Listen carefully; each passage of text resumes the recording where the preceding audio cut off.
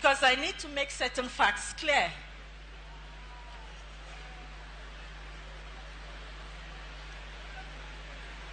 Some cultures are good, and some things we have to emulate. And there are others, as time goes by, we'll have to give up. There's a saying in my language that says, if nobody gives you advice, look around and advise yourself. That's the only way you can grow.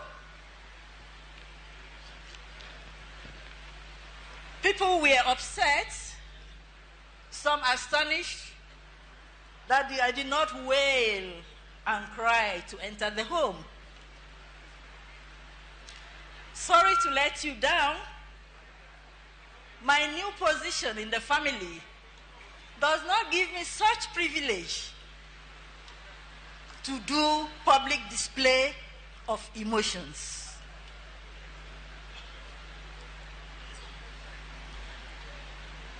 I'm a Nigerian. I was born a Nigerian. I'll be buried a Kenyan.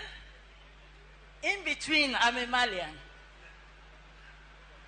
I mourned my husband the Nigerian way, because when you are in distress, you go back to the womb, and the first language was my Anna. I mourned him in my own way. I did my songs of lamentation in church, at the hospital.